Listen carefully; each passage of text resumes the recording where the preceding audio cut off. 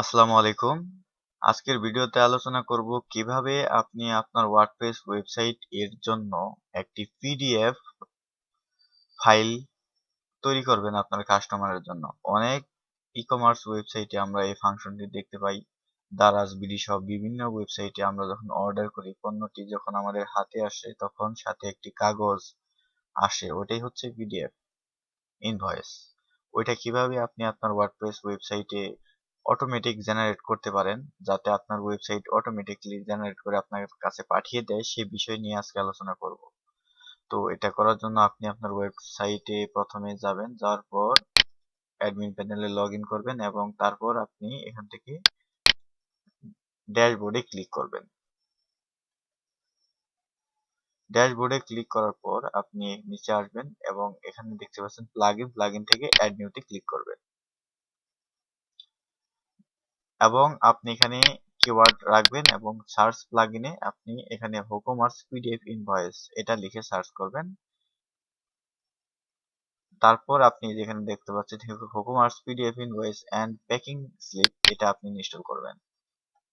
এটা 2 সপ্তাহ আগে একবার আপডেট হয়েছে দেখাচ্ছে এবং এটা দেখেন অনেক ইনস্টল হয়েছে। আপনি চাইলে এটা ব্যবহার করতে পারেন। অন্যান্য প্লাগইনও রয়েছে, তবে এটা বেটার হবে আপনার জন্য, আমি আশা করি। তো আমরা এই প্লাগইনটি ইনস্টল করতেছি। তারপর অ্যাক্টিভে ক্লিক করবেন।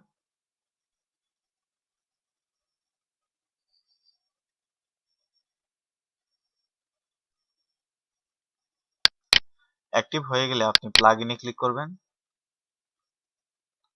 এবং আপনি সার্চ বারে সার্চ করবেন WooCommerce পিডিএফ ইনভয়েস। তারপর আপনি যেখানে দেখতে পাচ্ছেন এখান থেকে সেটিং এ ক্লিক করবেন এবং তারপর এইরকম একটি পেজ আসবে। তো এখান থেকে আপনি জেনারেল, ডকুমেন্ট, স্ট্যাটাস এই তিনটা অপশন পাবেন। তবে এর নিচে যদি আসেন সেক্ষেত্রে আপনি এখানে দেখতে পাবেন জেনারেল সেটিং এ আপনি প্রথমে যেখানে দেখতে পাচ্ছেন open the PDF in a new browser tab or window, আপনি এটা রাখবেন এবং সোর্স হিসেবে আপনি এখানে সিম্পল রাখবেন এবং পেপার সাইজ অবশ্যই A4 রাখবেন এবং লেটার সাইজ রাখা যাবে না, কারণ লেটার সাইজ এর পরিমাণ কম বেশি হতে পারে এবং যখন কোনো ব্যক্তি এটা প্রিন্ট করবে সেক্ষেত্রে অনেক সময় এদিক সেদিক হতে পারে। তো অবশ্যই আপনি A4 রাখবেন। A4 হচ্ছে ইন্টারন্যাশনাল পেপার সাইজ, যে কোনো দেশের জন্য এটা খাটবে। এবং পরবর্তীতে দেখতে পাচ্ছেন এক্সচেঞ্জ কারেন্সি স্যাম্পল সাপোর্ট, আপনি অবশ্যই এটাকে টিক মার্ক করে দিবেন। আপনি তারপরে যেখানে দেখতে পাচ্ছেন শপ হেডার লোগো, আপনি চাইলে এখানে একটি লোগো সেট করতে পারেন। তবে আমি এখান থেকে একটি লোগো সেট করব, যেহেতু আমাদের ওয়েবসাইটে আমাদের এমন কোনো লোগো বানানো হয়নি, তাই দেখানোর জন্য শুধু একটি মাত্র লোগো আমি এখানে সেট ইমেজে ক্লিক করলাম। তারপর আপনি যে একটু নিচে যদি আসেন সেখানে শপ নেম দেখতে পাবেন। শপ নেমের জায়গায় আপনি আপনার ওয়েবসাইটের নাম দিতে পারেন। মাই ওয়েবসাইট, আমি আমার ওয়েবসাইট, যেহেতু এটা একটি ডেমো ওয়েবসাইট, তাই আমি আমার ওয়েবসাইটের কোনো নাম দিচ্ছি না, মাই টেস্ট ওয়েবসাইট দিচ্ছি। আপনি আপনার নাম দিবেন। তারপর শপ অ্যাড্রেস, এই জায়গায় আপনি আপনার যে প্রতিষ্ঠানের যে ঠিকানা ওইটা আপনি এখানে দিয়ে দিবেন এবং যদি কোনো ফুটার টেক্সট বা টার্মস এন্ড কন্ডিশন থাকে স্পেসিফিক ছোট করে, আপনি এটা এখানে দিতে পারেন। রান্নার টেমপ্লেট আপনি এটা এগুলো হচ্ছে প্রিমিয়াম কন্টেন্ট, প্রিমিয়ামের জন্য দেখতে পাচ্ছেন এখানে প্রিমিয়াম টেমপ্লেট। তারপর আপনি এখানে সর্বশেষ সেভ চেঞ্জে ক্লিক করবেন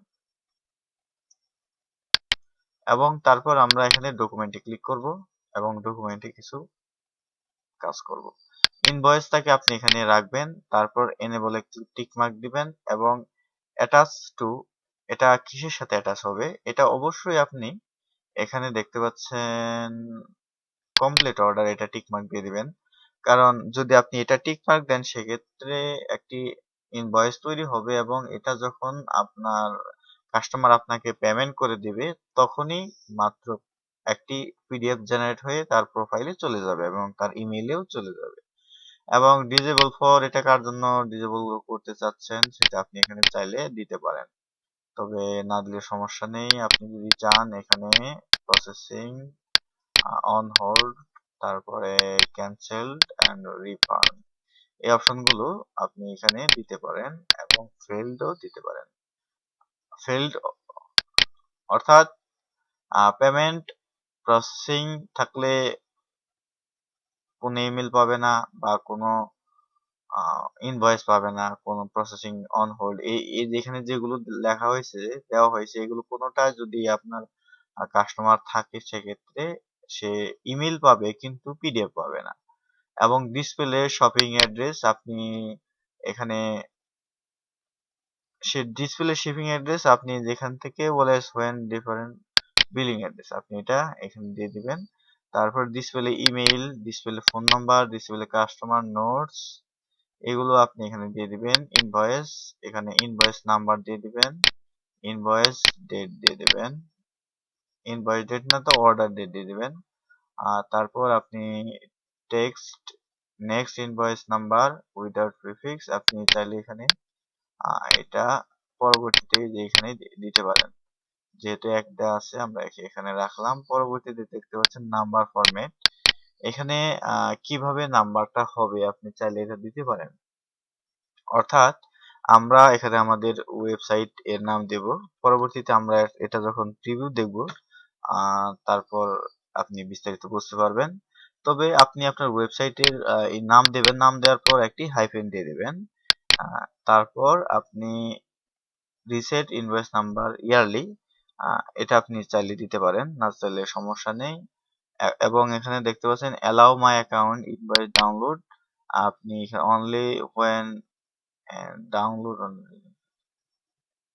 এই যে আপনি এটা প্রথমটা রাখবেন, রাখার পর সেভ চেঞ্জে ক্লিক করবেন।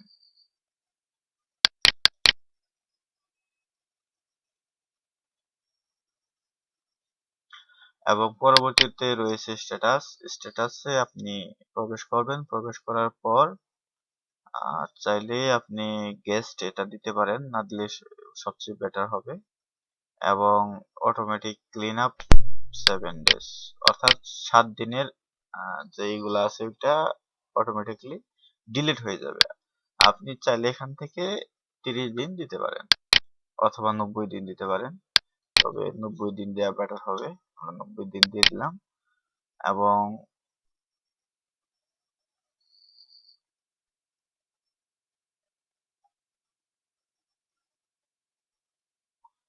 সেভ চেঞ্জে ক্লিক করলাম।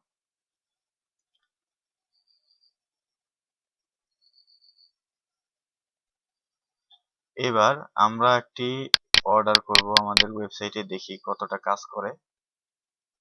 তো আমরা ওয়েবসাইটে প্রবেশ করলাম এবং একটি অর্ডার করব। আমরা এই পণ্যটি অর্ডার করব। অ্যাড টু কার্ডে ক্লিক করব, করার পর ভিউ কার্ডে ক্লিক করলাম এবং প্রসেস টু কমপ্লিট এই লেখাটি ক্লিক করলাম। তারপর আমি এখানে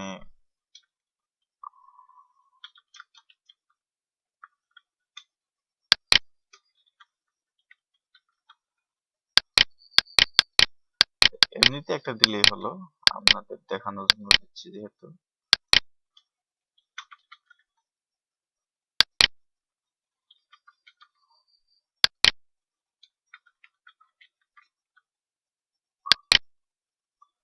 এমনিতে একটা এমনিতে দিয়ে দিচ্ছি আর কি, যাতে 11টা হয়। তারপর এখানে দিলাম, ক্যাশ অন ডেলিভারি দিলাম এবং অর্ডার করলাম। দেখি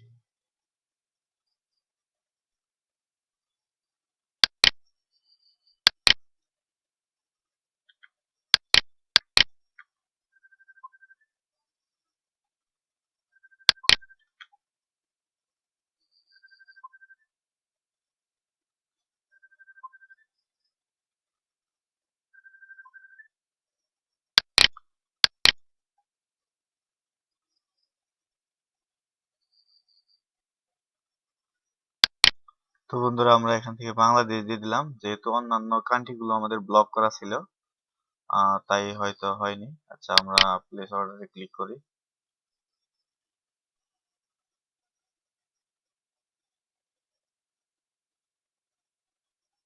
অ্যাড্রেস,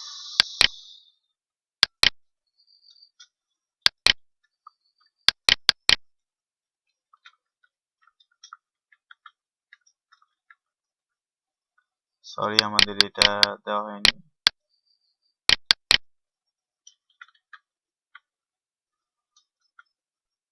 টাঙ্গাইল জিপ কোড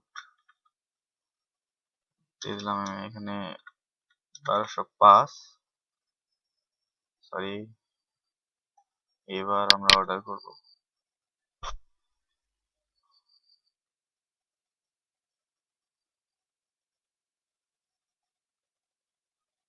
দেখেন আমাদের অর্ডারটি কিন্তু এখানে হয়ে গেল। অর্ডার রিসিভড, এখানে আমাদের অর্ডার নাম্বার দেখাচ্ছে এবং শিপিং অ্যাড্রেস, বিলিং অ্যাড্রেস এইগুলো এখানে দেখাচ্ছে। এবার আমরা যদি আমাদের অ্যাকাউন্টে যাই, মাই অ্যাকাউন্টে যদি যাই, সেক্ষেত্রে আমরা অর্ডারে যাব। অর্ডার যাওয়ার পর আমরা এখানে ভিউ দেখতে পারবো, কিন্তু ডাউনলোড করার অপশনটা দেখতে পাচ্ছি না। যদি আমরা ভিউ করি এখানে দেখতে পারবো। এবার আমরা যদি এই অর্ডারটি কমপ্লিট করি, দেখেন আমরা এই অর্ডারটি এখন আমরা কমপ্লিট করব। টিক মার্ক দিয়ে দিলাম, এখানে কমপ্লিট দিয়ে অ্যাপ্লাইতে করে দিলাম।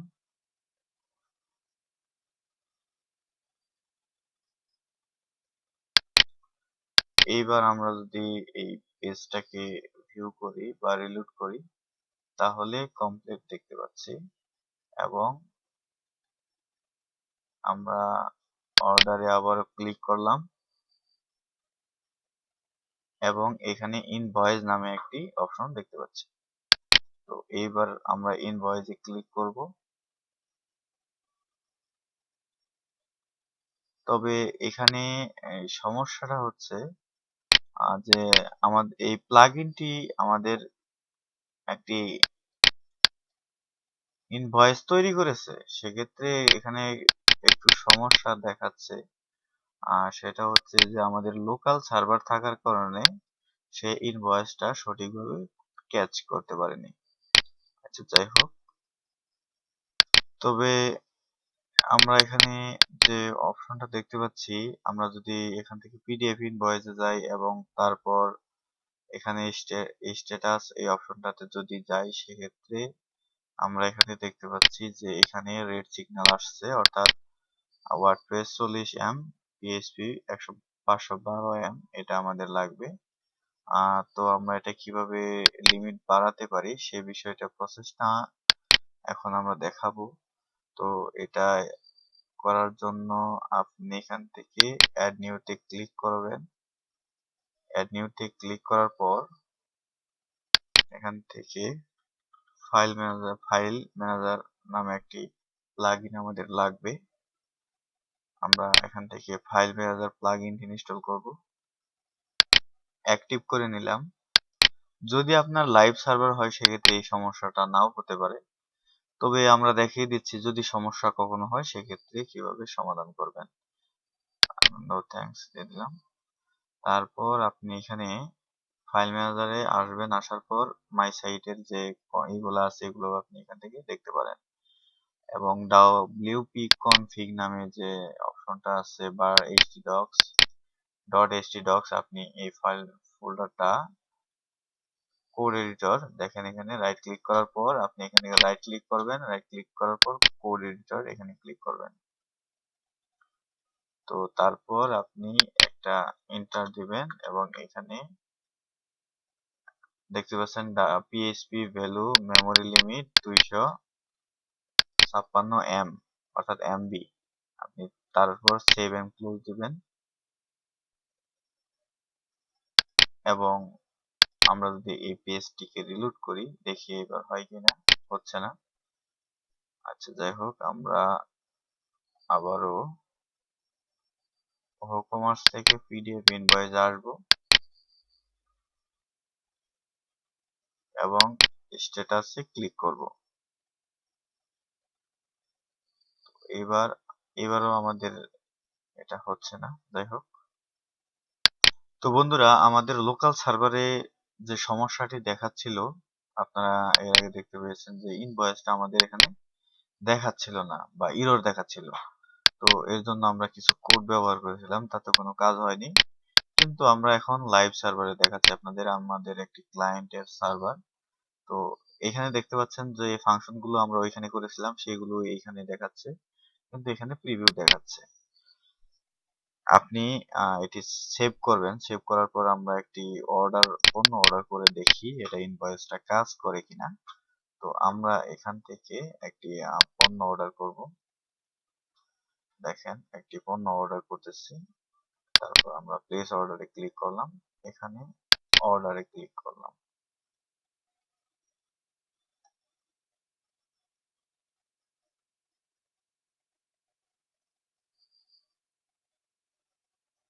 দেখেন অর্ডার হয়ে গেছে। এইবার আমরা ওয়েবসাইটে যাব, ড্যাশবোর্ডে। ড্যাশবোর্ড থেকে আমরা পণ্যটি অর্ডার কমপ্লিট করব। তো আমরা এটা এখান থেকে টিক মার্ক দিলাম এবং কমপ্লিটে ক্লিক করে অ্যাপ্লাই করে দিলাম।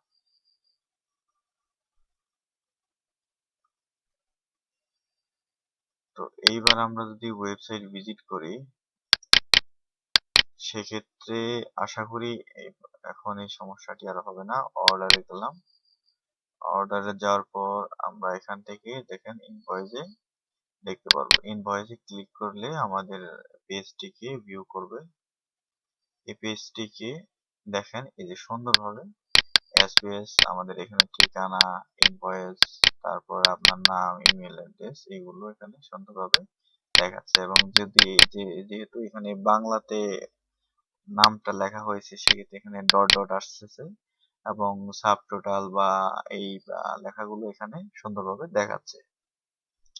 আশা করি এই ভিডিওটি আপনাদের কাছে ভালো লাগবে, এবং যদি আপনাদের এই ভিডিওটি ভালো লেগে থাকে অবশ্যই আমাদের সাবস্ক্রাইব করবেন এবং আমাদের পাশে থাকবেন। ধন্যবাদ আপনাকে।